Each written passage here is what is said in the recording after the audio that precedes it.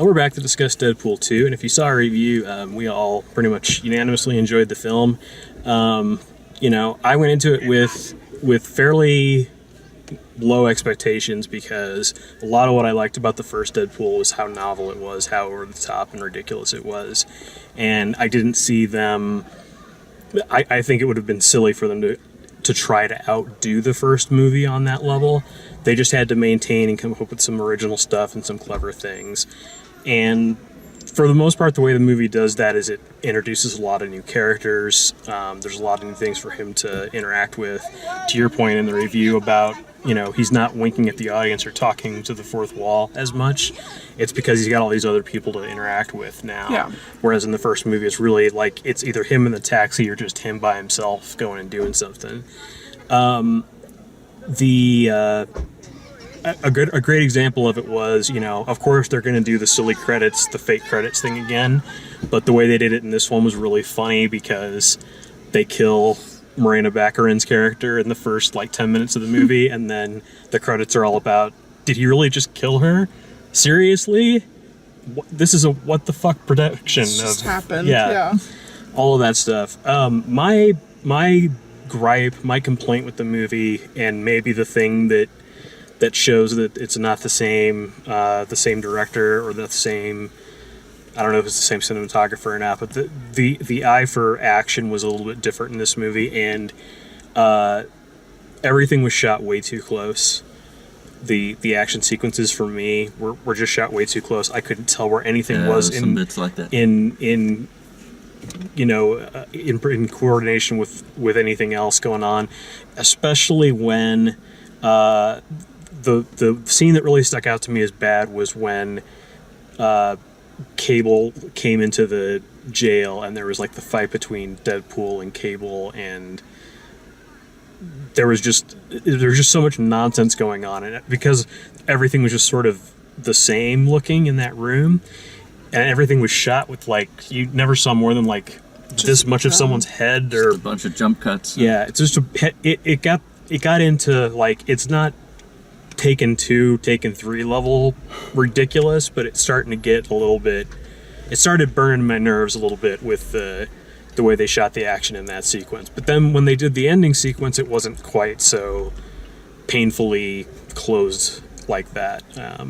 They managed to find an outdoor venue to have the final fight scene in. So it did feel a lot bigger. I'm sure the budget was bigger for it as well, but that was my main complaint, was just a lot of the action scenes, especially in the middle of the movie, were just just wake me when it's over kind of stuff. It's just so close that it's so hard to tell what's going on, and nothing of consequence is going on here. So That's fair. I agree. The worst part for me was the fight scene on the convoy. The close quarters combat between everybody. The camera was doing some weird angles and quick cuts between what Deadpool was doing, what Domino was doing, what Cable was doing. And it was disorienting, but it also, you just felt like there wasn't anything going on and they're just trying to make it look cool. Well, do you remember the first Deadpool trailer from the first movie? That was him jumping into the car and doing the insane kills through windows and around things, and it was all slow motion weird craziness. There was nothing that spectacular in this movie. It's they didn't bother to try for that. They just had generic action stuff in here. As strange as it sounds, this was a character-driven movie. You would expect it to be just a raunchy comedy with a lot of killing, but it's more than that. It's a dissection of the character. Yeah. I thought the things that the post credits or just after the movie credit things that they did were kind of fun. Those were good. Perfect. It set the world right again. Yeah. It kind of gave you a little bit of when you saw the scene where he actually hit the guy with the cream cheese knife or whatever. Mm-hmm. That was nice and satisfying to know that he could aim and hit. I enjoyed where they went back in time and he put the little token underneath his suit. That was kind of cool. I mean, I understand what you're saying where the scenes were shot too close. I guess I just didn't look at it, but now thinking back, I do agree that it could have been like pushed back a little bit more, and all of the people who were in the individual cells, if they would have been riled up or something, it would have given a little bit more action. And I mean, the way they shot action is like a cop-out way to shoot action. Yeah. You shoot everything really close. Nothing has to be choreographed. Takes Nothing can has be to really be perfect. Yeah, your takes can be less than a second long, and in a lot of cases they are. And like movies like Taken 2 and Taken 3, I mean, it's Liam Neeson just like basically going like this, and they're moving the camera around and making it look cool. And it's Instead sound of that it- kind of stitches it together. That makes it seem like it's a real thing. Yeah. Yeah, one of the most offensive scenes in Taken 2 is where, there's a fight scene where it literally just shows their hands moving back and forth, but you think a lot's going on because the sound is like, Yeah. Yeah. it's so weird. And this movie had a lot of that, especially in that convoy scene. I think the closest this movie really came, and I might be